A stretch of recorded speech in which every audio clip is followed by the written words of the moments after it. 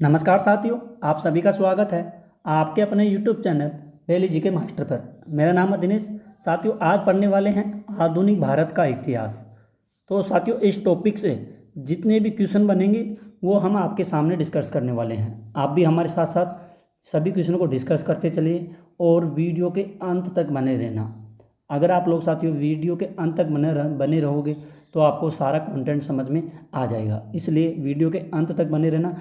चाहे आप साथियों रेलवे या एसएससी जीडी या Delhi police, UPSC, MPSC, BPSC, railway या आला एग्ज़ाम की तैयारी कर रहे हैं तो उनमें जीके के क्वेश्चन बहुत ही ज़्यादा यूज़फुल होते हैं। इस टॉपिक से साथियों एग्ज़ाम में बार बार क्वेश्चन पूछे जा रहे थे, इसलिए इसी टॉपिक के जितने भी क्वेश्चन बने हैं इम्पोर्टेंट क्वेश्चन हैं तो वही क्वेश्चन लेकर के आए हैं।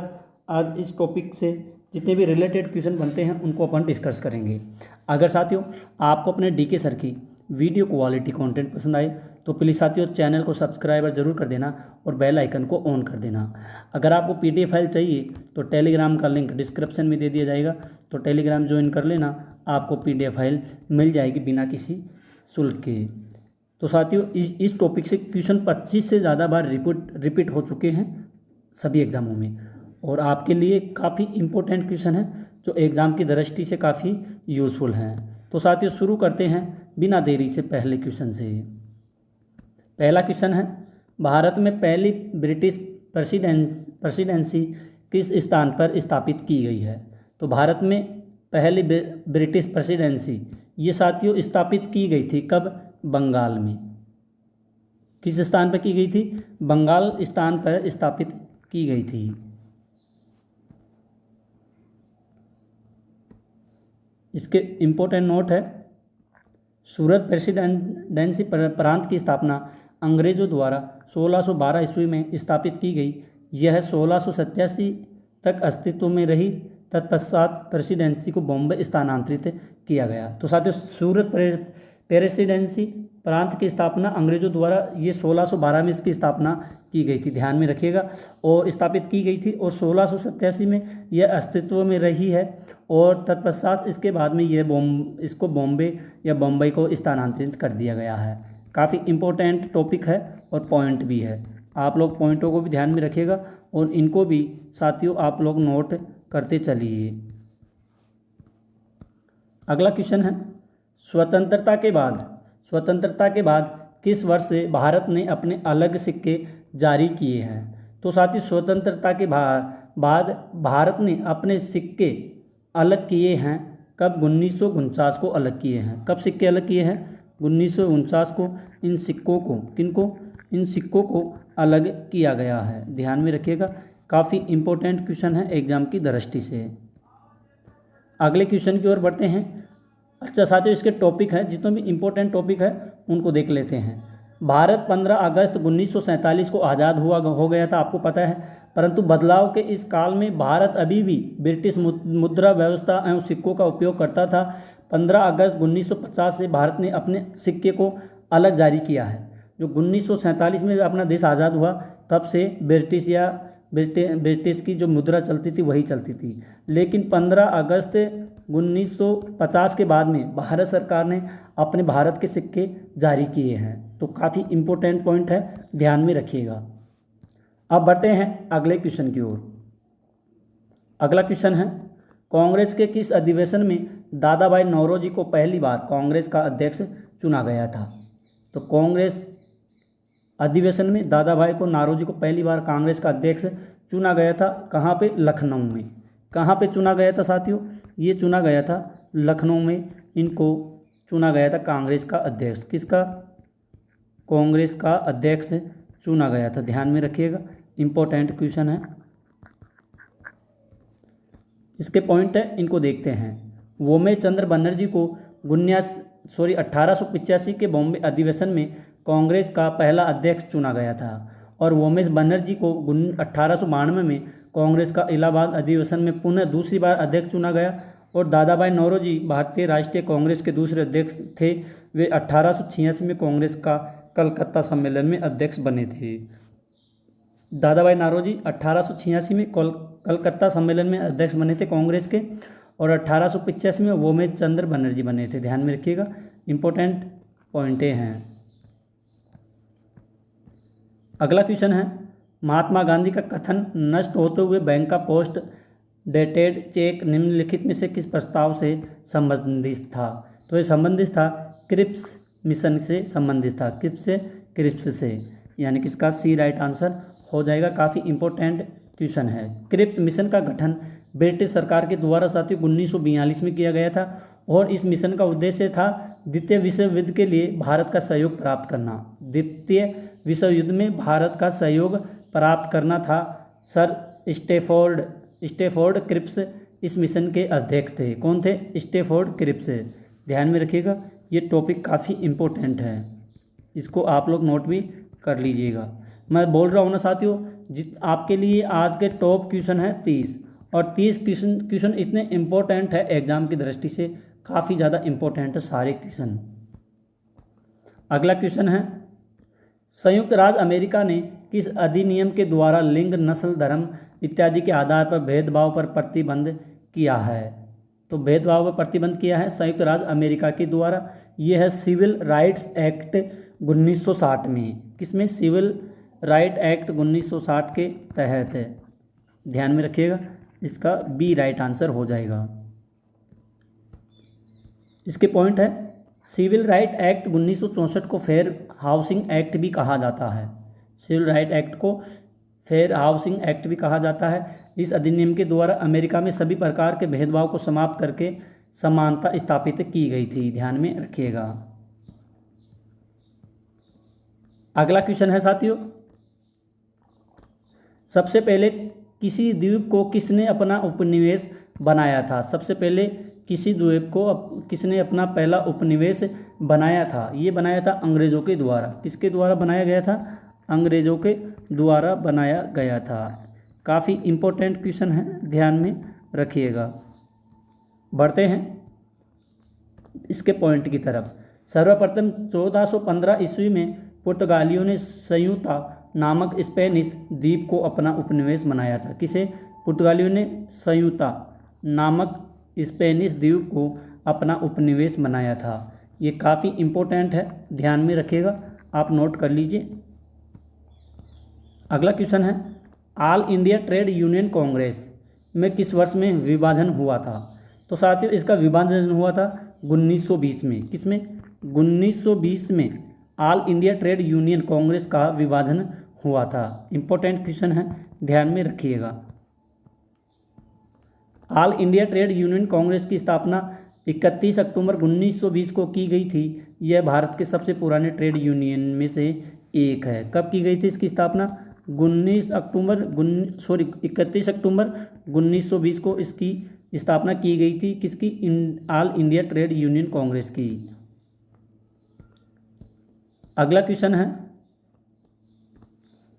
किसके कार्यकाल में उच्च पदों से सभी भारतीय को बर्खास्त किया गया और 500 पाउंड से अधिक वेतन वाले सारे पद यूरोपियन लोगों के लिए आरक्षित किए गए हैं? तो इसके किए गए थे साथियों, ये किए गए थे लॉर्ड कॉर्नवालिस के द्वारा। किसके द्वारा? लॉर्ड कॉर्नवालिस के द्वारा, यानी कि इसका डी राइट आंसर हो जाएगा। इंपॉर्टेंट पॉइंट है, लॉर्ड कॉर्नवालिस 12 सितंबर 1786 से 18 अक्टूबर 1793 तक भारत के गवर्नर जनरल रहे। उन्हें भारत में सिविल सेवाओं के लिए जाना जाता है। किसके लिए? सिविल सेवाओं के लिए जाना जाता है। अगला क्वेश्चन है, निम्नलिखित में से कौन सा व्यक्ति साइमन कमीशन का सदस्य था जो बाद में इंग्लैंड का प्रधानमंत्री बना? तो कौन सा व्यक्ति है जो साइमन कमीशन का सदस्य था और बाद में इंग्लैंड का प्रधानमंत्री बना था? तो ये था नेविल चैम्बरलेन। कौन है? नेविल चैम्बरलेन, यानी कि इसका बी राइट आंसर हो जाएगा। और इसको इम्पोर्टेंट क्वेश्चन कर लीजिए साथियों। इसके नोट्स है, क्लीमेंट एटली 26 जुलाई 1945 से 26 अक्टूबर 1951 के बीच ब्रिटेन के प्रधानमंत्री रहे। उनके कार्यकाल में ही भारत स्वतंत्र हुआ था। क्लीमेंट एटली के कार्यकाल में, ध्यान में रखिएगा।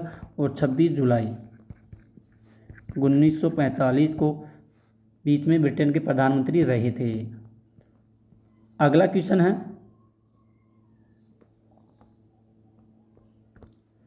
पर्शिया के शासन नादिर शाह ने भारत का कोहिनूर हीरा और मोर सिंहासन लूटा था।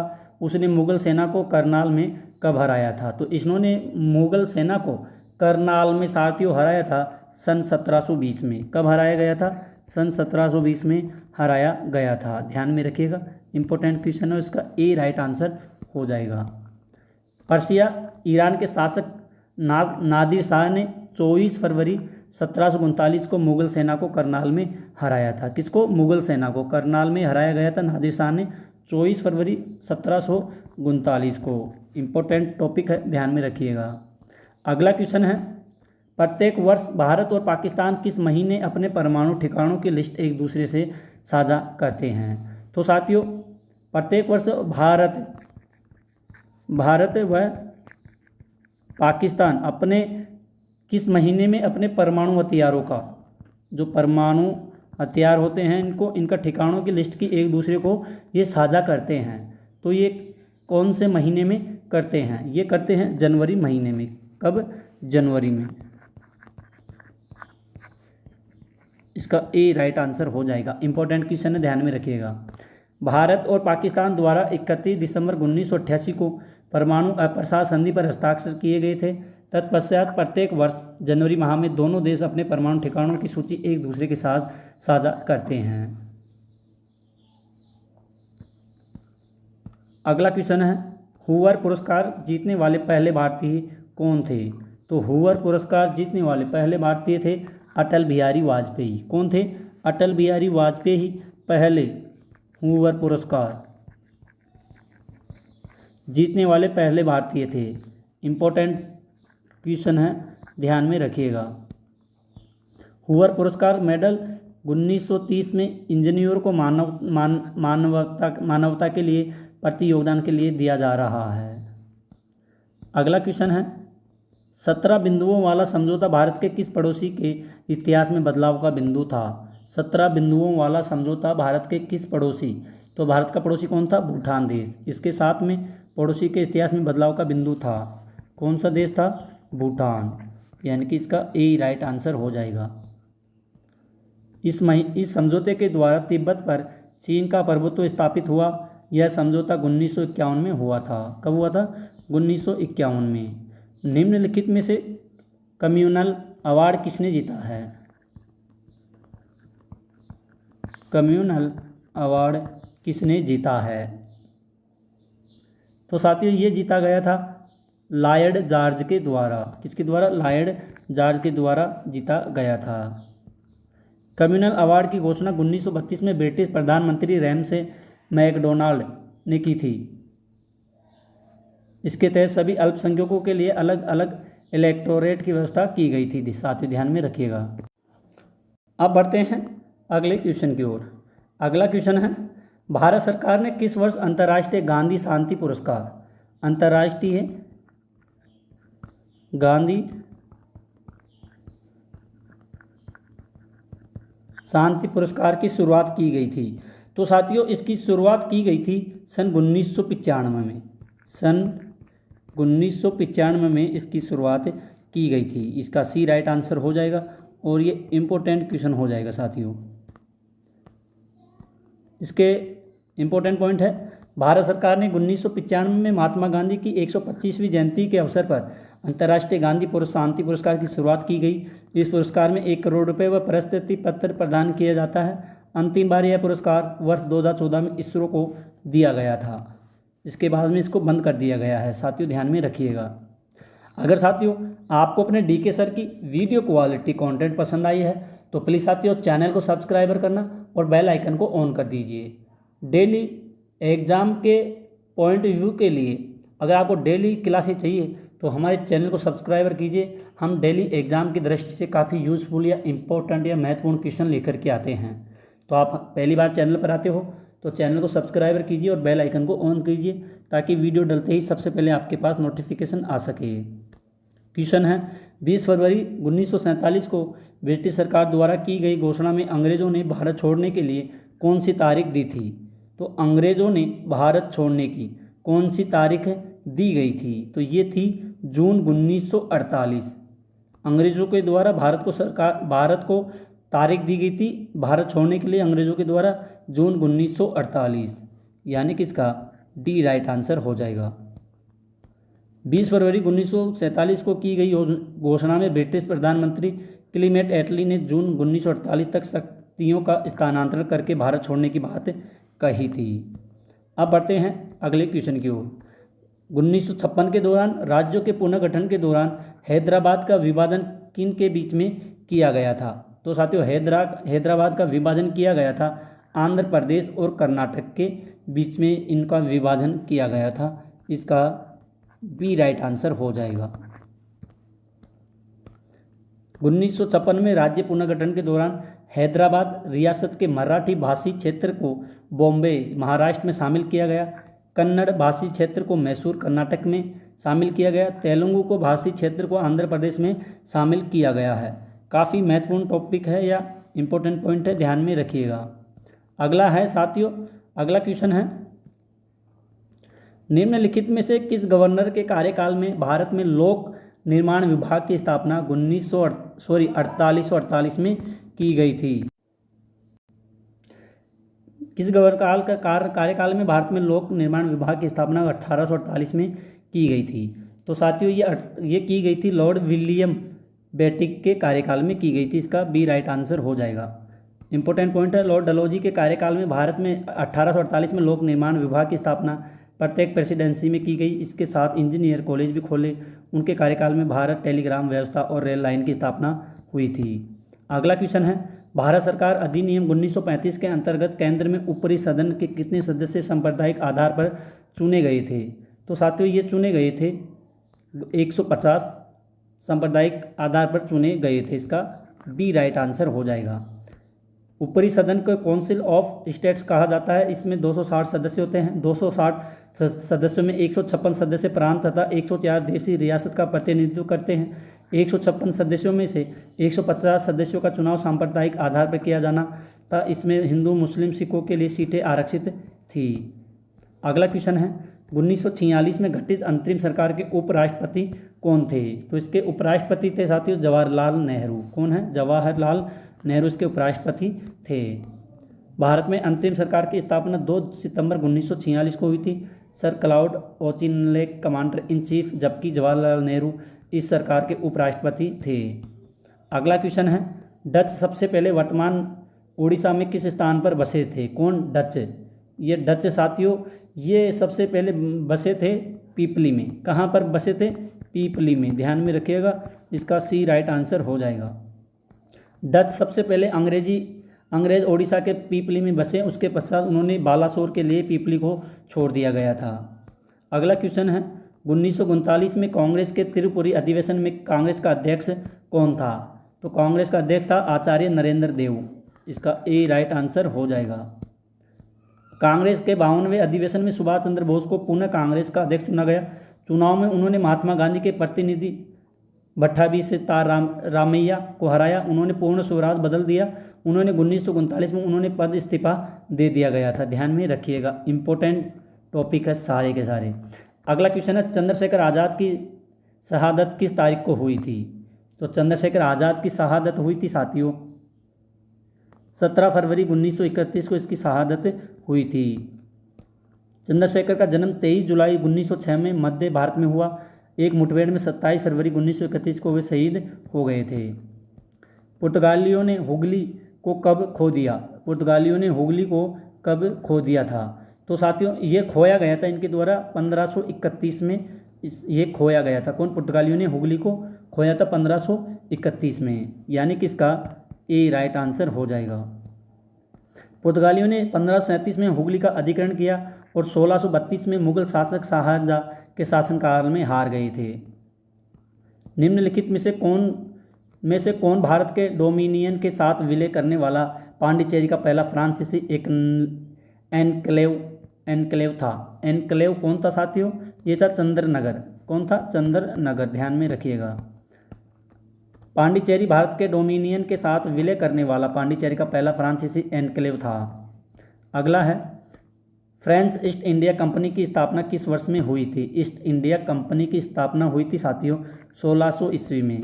1600 ईस्वी में ईस्ट इंडिया कंपनी की स्थापना हुई थी। फ्रांसीसी ईस्ट इंडिया कंपनी की स्थापना 1664 में हुई में लुई के मंत्री जीन बैप्टिस्ट कोलबर्ट ने की थी, ध्यान में रखिएगा। अगला क्वेश्चन है, निम्नलिखित में से घटना को कालानुक्रमिक के रूप से व्यवस्थित करिए। एक्सला चैपल की संधि, पेरिस की संधि, दूसरा कर्नाटक का युद्ध, वांडीवास का युद्ध। ध्यान में रखिए, नीचे दिए गए कूटों में से सही विकल्प का चयन कीजिए। एक्सला चैपल की संधि 1948 को कर्नाटक में हुई थी। और साथियों इसका आपके सामने है, इसका राइट आंसर हो जाएगा साथियों बी, यानी कि पहला, चौथा, तीसरा और दूसरा। पहला हो जाएगा,